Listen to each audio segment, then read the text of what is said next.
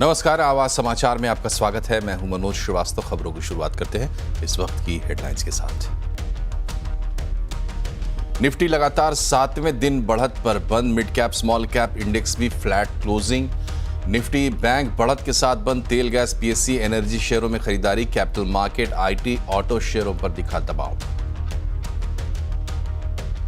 Weekly expiry खत्म करने पर जल्द आ सकता है सेबी का कंसल्टेशन पेपर। साथ ही एक ही दिन दोनों एक्सचेंज की एक्सपायरी पर विचार।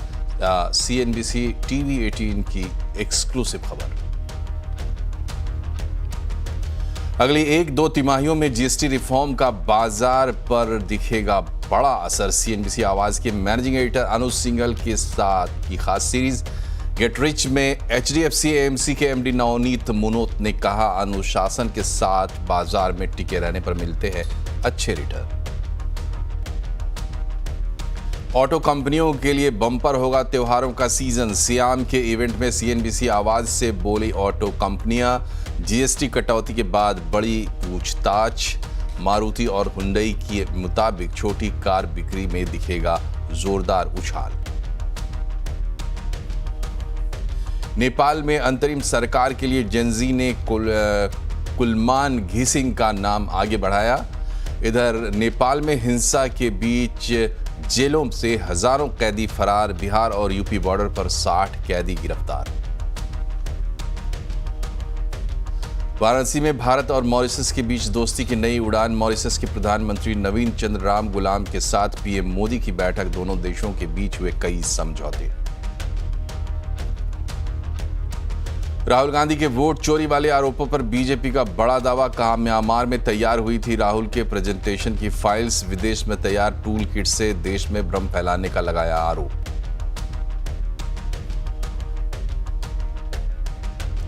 अमेरिका में राष्ट्रपति डोनाल्ड ट्रंप के करीबी और समर्थक चार्ली कर्क की हत्या। 31 साल के चार्ली को डिबेट कार्यक्रम में गर्दन में मारी गोली। ट्रंप ने जताया दुख।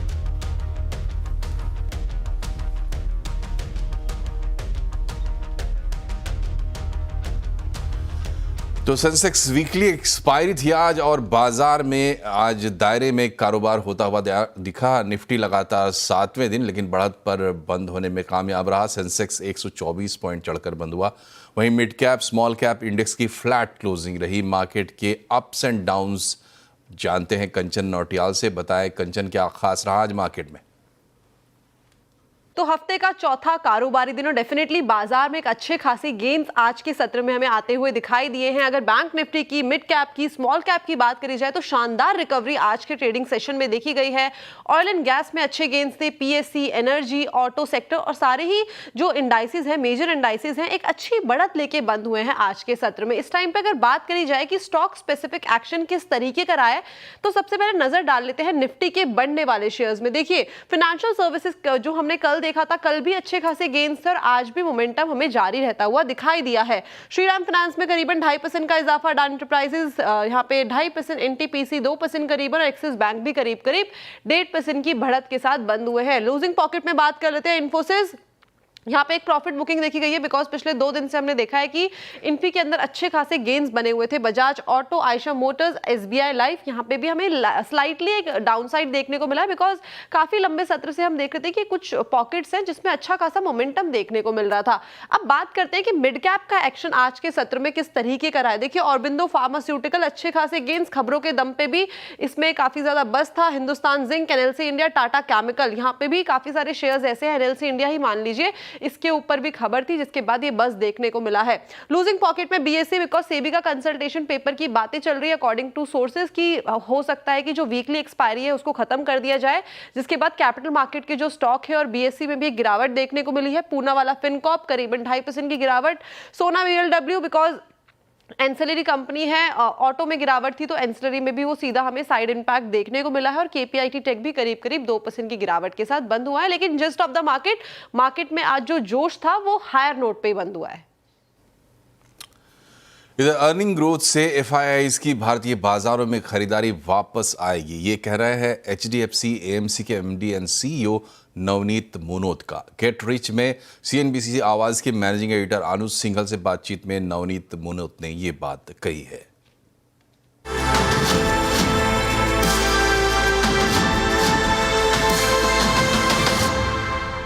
FII की होल्डिंग भारतीय मार्केट में 2012 के बाद सबसे लोएस्ट लेवल पर आ गई है। तो क्या हम एक उस फेज़ में आ रहे हैं जहाँ पर देखिए, हम कभी ये नहीं कह सकते कि हमें FII का पैसा नहीं चाहिए, हम एक डेवलपिंग कंट्री है, हमें फॉरेन कैपिटल हमेशा चाहिए, लेकिन क्या हम एक स्टेज पर आ रहे हैं जहाँ मार्केट धीरे धीरे थोड़ा आत्मनिर्भर बन रहा है और उनके टेंट्रम्स का शायद उतना इम्पैक्ट हमारे ऊपर ना पड़े जितना एक समय पहले पड़ा करता था। हमारे करियर में अनुज याद है, जब भी आपसे मिलते थे तो हम यही ज़्यादा डिस्कस करते थे कि FPI बेच रहे हैं या FPI ले रहे हैं। तब हमने ऐसा सोचा भी नहीं होगा कि एक दिन ऐसा आएगा जब FPI के नंबर्स इररेलेवेंट हो जाएंगे। पर आपने बिल्कुल सही कहा, भारत को दोनों चाहिए, घरेलू निवेश भी चाहिए और बाहर का निवेश भी चाहिए। और मुझे विश्वास है कि जो भी हम कर रहे हैं अर्थव्यवस्था में, जो भी हम कर रहे हैं, और भारत एक देश है, आप नेपाल से लेकर फ्रांस तक देख लीजिए, आप अमेरिका से लेकर चीन तक देख लीजिए, जहाँ पर राजनीतिक, आर्थिक, वित्तीय और सामाजिक जो स्थिरता हमारे यहाँ पर है वो बहुत कम देशों में है। कोई ना कोई समय पर मुझे जब लगता है कि कॉर्पोरेट प्रॉफिट्स की थोड़ी वृद्धि बढ़ेगी, गति बढ़ेगी, और थोड़े से वैल्यूएशन जब उसके ऑटोमेटिकली ठीक लगने लग जाएंगे, मुझे लगता है कि विदेशी निवेशकों का भी काफ़ी पैसा आएगा। और आप प्राइमरी मार्केट में देख लीजिए अनुज, आप करीब करीब हर IPO में देख लीजिए, करीब करीब आप हर उसमें OFS वगैरह में देख लीजिए, तो उसमें कई सारे नामचीन विदेशी निवेशकों का नाम रहता है हमेशा। तो ये तो राष्ट्र के लिए अच्छा है कि कहीं ना कहीं एक आत्मनिर्भरता पूंजी बाजारों में तो आई है।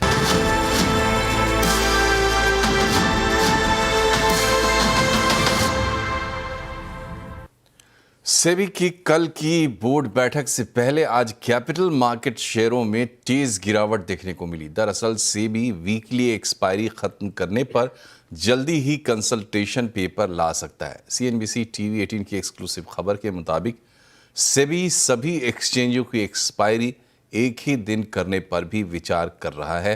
पूरी खबर बता रहे हैं यश जैन। जैसा कि अगस्त 21 को सेबी चेयरपर्सन तुहिन कांता पांडे जी जो है उन्होंने एक इंटेंशन एक्सप्रेस किया था लंबी अवधि के डेरिवेटिव्स के बारे में। अब वही इंटेंशन, वही इच्छा को आगे लेते हुए हमें अपने सूत्रों से पता चला है कि मार्केट रेगुलेटर सेबी एक कंसल्टेशन पेपर जल्दी ला सकता है और ये कंसल्टेशन पेपर होगा जो वीकली डेरिवेटिव्स एक्सपायरी है, ऑप्शंस एक्सपायरी है, उसको हटाने के रिलेशन में। ये कंसल्टेशन पेपर हमारे सूत्रों के हिसाब से अगले 1 महीने के अंतर्गत में सेबी रिलीज़ कर सकता है।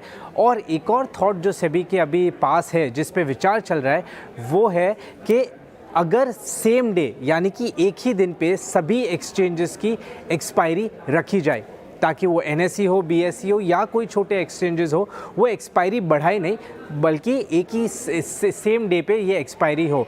हमें अपने सूत्रों से ये भी पता चला है कि सेबी ऑफ कोर्स इस चीज़ पे विचार कर रहा है अभी, और अल्टीमेट इंटेंशन जो है, जो इच्छा है सेबी की, वो है एक मंथली एक्सपायरी की तरफ चलने की। पर इसमें एक ग्लाइड पाथ हो सकता है, यानी कि एक स्मूथ प्रोसेस हो सकता है। शायद इसमें पहले 15 दिन पे एक्सपायरी रखी जाए, फिर कुछ समय ऑब्जर्व करने के बाद महीने भर में की जाए, बट अल्टीमेट इंटेंशन है कि महीने में एक एक्सपायरी होनी चाहिए। इन सभी पे एक कंसल्टेशन, डीप कंसल्टेशन पेपर आ सकता है, जैसे मैंने कहा, अगले 1 महीने में। और अगले 1 हफ्ते में जो कि एक्सचेंजेस है NSE और BSE, उन्हें एक इनफॉर्मल स्टेक होल्डर व्यू के लिए बुलाया जा सकता है, उनसे ये प्रपोजल डिस्कस किया जा सकता है। इसके अलावा एक और प्रपोजल पे सेबी काम कर रहा है, और वो है कि रिटेल इन्वेस्टर्स को इक्विटी डेरिवेटिव मार्केट में पार्टिसिपेशन रिस्ट्रिक्ट करने का, कम करने का। इस संदर्भ में भी सेबी के पास काफ़ी सारे ऑप्शंस है, सजेशंस है जो सेबी अभी कंसिडर कर रहा है। पर ये सजेशंस लगभग एक थ्रेशोल्ड सेट करने के अंतर्गत है, जिससे रिटेल पार्टिसिपेशन को लिमिट किया जा सके। उसके अलावा सेबी इस पर भी विचार कर रहा है कि कैश मार्केट के वॉल्यूम्स को कैसे बढ़ाया जाए। ये सारे जो है मुद्दे वो सेबी विचार कर रहा है अभी, और कोई भी फाइनल मूव आने से पहले एक बहुत कंसल्टेटिव प्रोसेस के द्वारा कोई डिसीजन मार्केट रेगुलेटर से भी लेगा।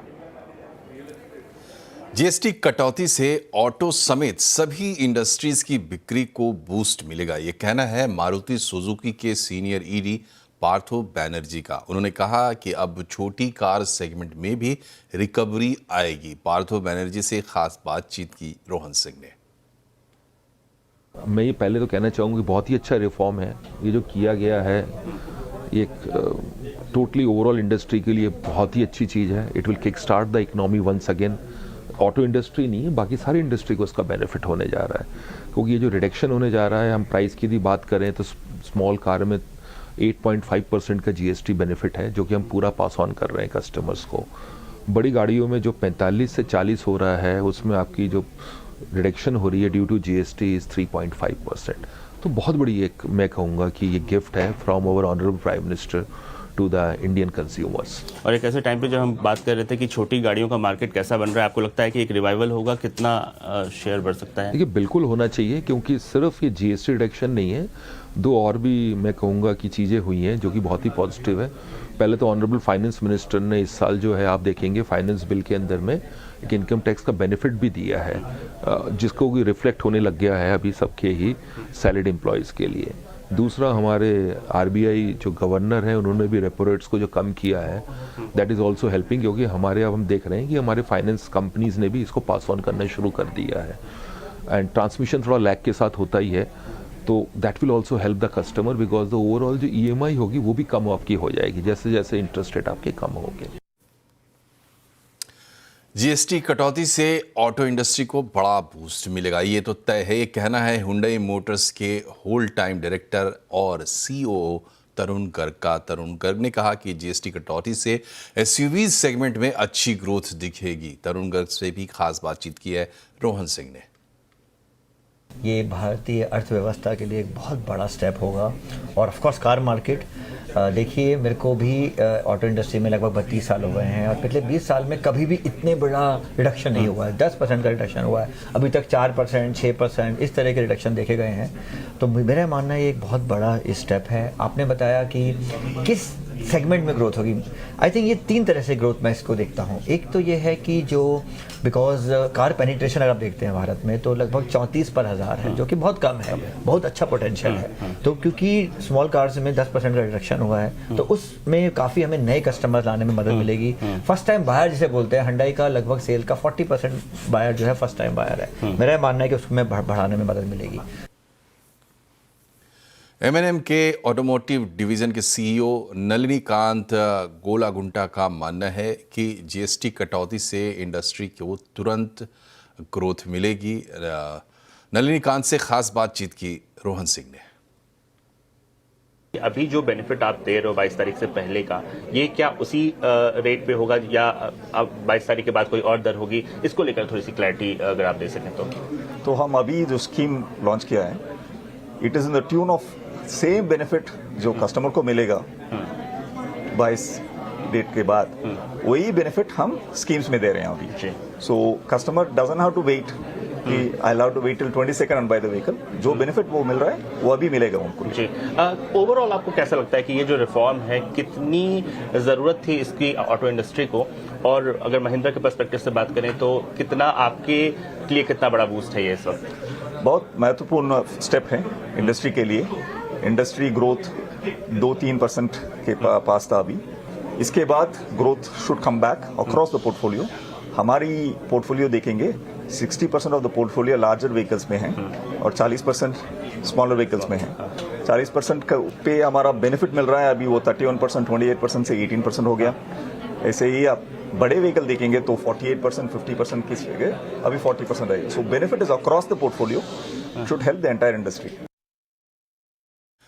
JSW-MG मोटर इंडिया के एमडी अनुराग मल्होत्रा का मानना है कि इस साल का फेस्टिव सीजन खासकर शानदार रहने वाला है. उनसे बातचीत की रोहन सिंह ने. उम्मीद तो यही है कि जैसे जैसे 22 तारीख आएगी, कई सारी बुकिंग्स आएंगी और रिटेल्स भी इफ़ेक्ट होंगे. हम सब इसी उम्मीद पे हैं. अभी नवरात्रे और फिर दिवाली, ये दोनों महीने हमारे लिए बहुत इम्पॉर्टेंट हैं. पहला 6 महीना जो इंडस्ट्री का था वो करीबन 1-2% हम ग्रो किए, लेकिन अभी फेस्टिवल सीज़न पे विद द जीएसटी रिडक्शन हमें तो बहुत उम्मीद है कि अच्छी सेल होनी चाहिए. टारगेट ऐसा सोचा नहीं, अभी तो यही है कि जो भी कस्टमर आएंगे उनको अच्छे से उनको ध्यान रखना, उनको गाड़ी पहुंचाना, और उनको जो गाड़ी चाहिए वो उनको दे पाएँ. ये हमारी बहुत ज़रूरत होगी कि हम वो कर पाएँ. वॉल्वो कार इंडिया के एमडी ज्योति मल्होत्रा ने सरकार के जीएसटी रिफॉर्म का स्वागत किया है। ज्योति मल्होत्रा से खास बातचीत की दीपाली नंदन ने। सबसे पहले तो मैं भारत सरकार को धन्यवाद बोलना चाहूँगा कि ये एक रिफॉर्म बहुत ही सही समय पे आया है और बहुत ही सही रूप में आया है, क्योंकि इसके दो पहलू हैं। अगर मैं अपने नज़रिए से देखूं, पहली बात इलेक्ट्रिक कारों को 5% में रखा गया है, जो कि हमारी डिमांड थी और उसको आई थिंक गवर्नमेंट ने समझा और बहुत क्लियर सिग्नल दिया है कि गवर्नमेंट चाहती है कि इलेक्ट्रिक कारों को प्रोत्साहन मिले। और दूसरी साइड पे हमने देखा कि हमें ऑटोमोटिव को भी लगभग 10% का बेनिफिट दिया गया है। तो ये बहुत अच्छा और वेलकम स्टेप है और ये डेफिनेटली हेल्प करेगा। और उसको आप दो पहलू में देखिए। पहला है कि फेस्टिव सीजन 22 तारीख से ये इम्प्लीमेंट हो रहा है, 22 से नवरात्रे शुरू हो रहे हैं, तो ये फेस्टिव पीरियड हमारा उम्मीद है कि बहुत अच्छा जाएगा। हम ऑलरेडी देख रहे हैं कि डीलरशिप्स में वॉक-इन्स और कस्टमर की क्वेरीज बढ़ गई हैं और लोग चाह रहे हैं कि जल्दी से जल्दी गाड़ी लें, नए बेनिफिट लेते हुए। हमने वो लोगों की तरफ से क्या किया, पूरा का पूरा बेनिफिट कस्टमर को तो दिया ही है और उसके ऊपर से हमने एक स्पेशल ऑफर भी बनाया फेस्टिव सीजन के लिए। तो हम इसको कह रहे हैं कि डबल फेस्टिव डिलाइट।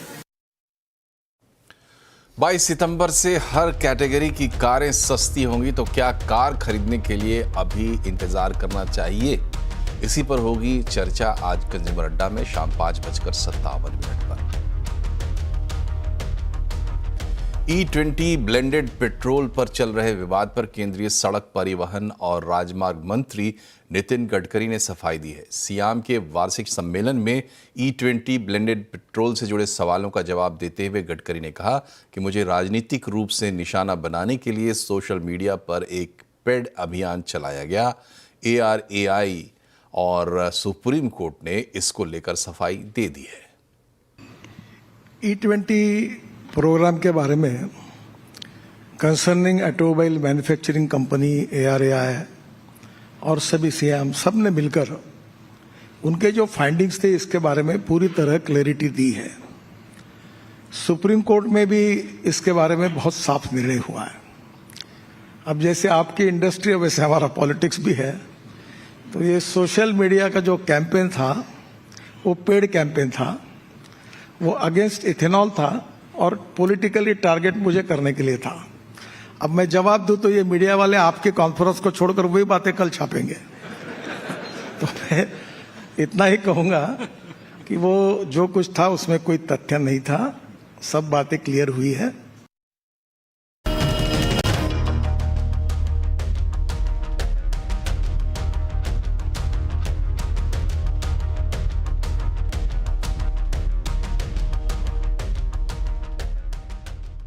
LIC लाया है unit linked insurance plan index plus. जीवन बीमा पाइए और निफ्टी स्टॉक्स के साथ अपने मार्केट रिटर्न्स को तेजी से बढ़ाइए। इस अट्रैक्टिव कॉम्बिनेशन के साथ अपना कल सुरक्षित कीजिए। सिर्फ 2500 रुपए मंथली प्रीमियम से शुरुआत कीजिए। आज ही LICindia.in पर जाएं।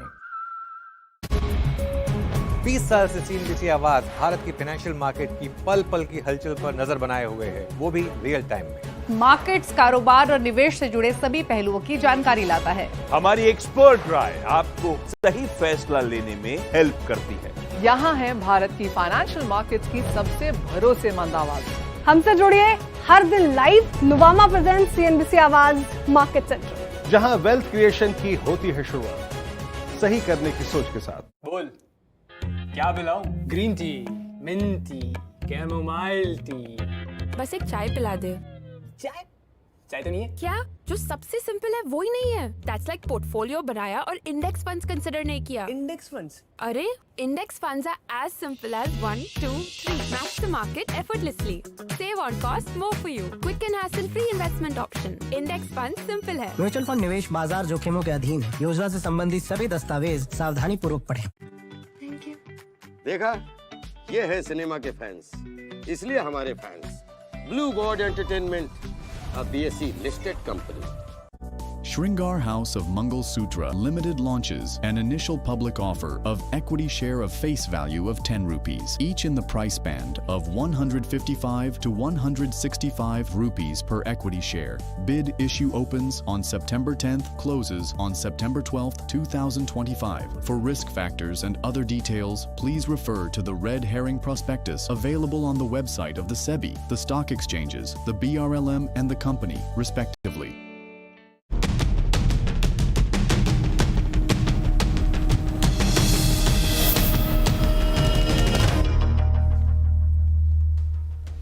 ब्रेक के बाद एक बार फिर से आपका स्वागत है। नेपाल में अंतरिम सरकार बनाने को लेकर सस्पेंस बढ़ता जा रहा है। सुशीला कार्की के नाम वापस लेने के बाद अब जेन जी ने कुलमान घिसिंग का नाम आगे बढ़ाया है। वहीं नेपाल के पूर्व प्रधानमंत्री केपी शर्मा ओली ने मौजूदा हालात के बीच जेन जी आंदोलनकारियों को भावुक चिट्ठी लिखी है। ओली ने चिट्ठी में युवाओं को अपने बेटे बेटियां कहकर संबोधित किया है और अपने निजी जीवन के संघर्ष साझा किए हैं। नेपाल के हालात पर केंद्रीय मंत्री पीयूष गोयल ने कहा है कि विदेश मंत्रालय हालात पर नजर बनाए हुए है। नेपाल में फंसे सभी भारतीयों को सुरक्षित लाने की पहल की जा रही है। भारत युद्ध के दौरान भी कई देशों से नागरिकों को वापस लाया है। हमारी विदेश मंत्रालय पूरी तरीके से निगरानी रखे हुए है वहाँ की परिस्थिति पर। कल ही रात को मेरी वहाँ के एम्बेसडर से भी बात हुई जो वहाँ पे राजदूत हैं और कारोबार संभालते हैं भारत के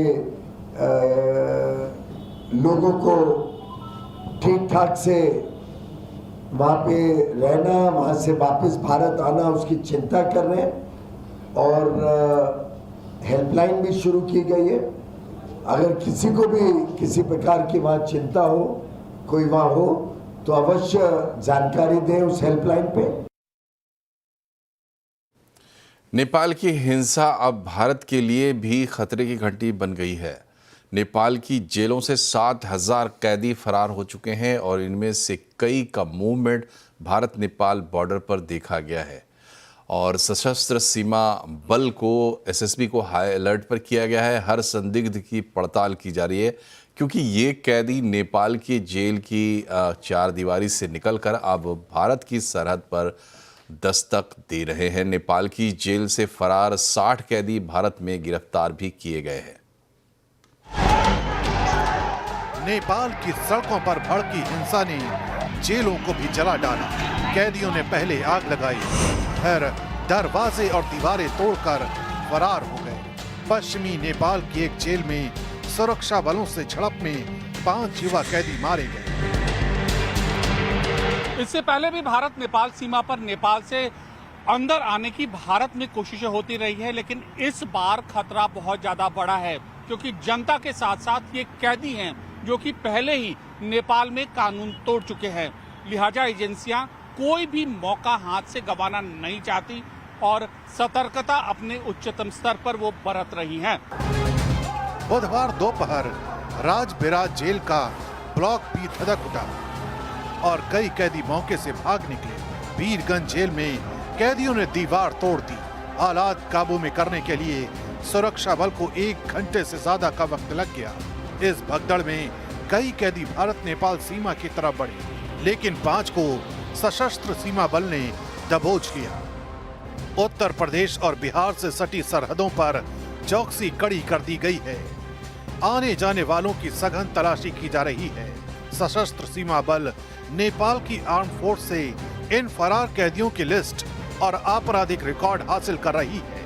मकसद साफ है, किसी भी कैदी को भारत में न घुसने दिया जाए और भारत की जमीन पर किसी भी वारदात की गुंजाइश न बचे। नेपाल के हालात अभी भी बिगड़े हुए हैं। असमंजस की स्थिति है। नई सरकार को लेकर सस्पेंस गहराता जा रहा है। तो आवाज अड्डा में आज इसी पर होगी बड़ी चर्चा।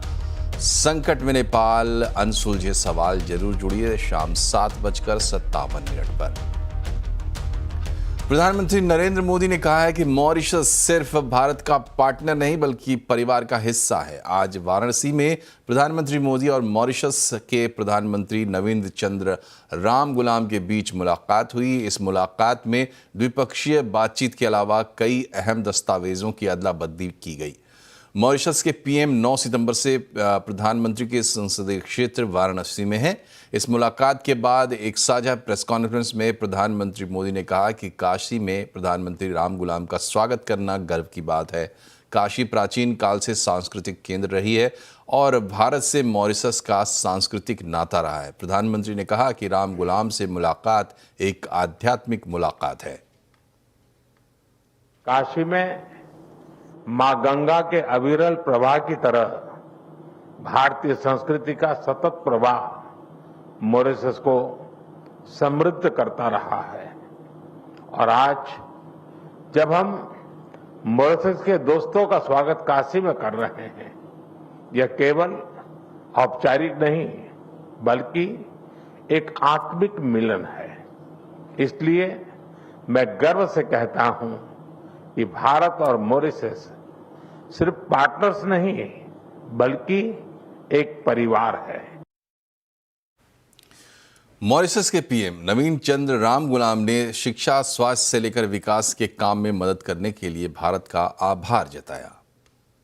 Ties between Mauritius and India are not defined merely by history or geography, but by shared values, a common vision, and an enduring friendship. Prime Minister, I want to thank you again as we continue with the program so generously elaborated for us. My delegation joins me in again saying a heartfelt thanks to you, Prime Minister.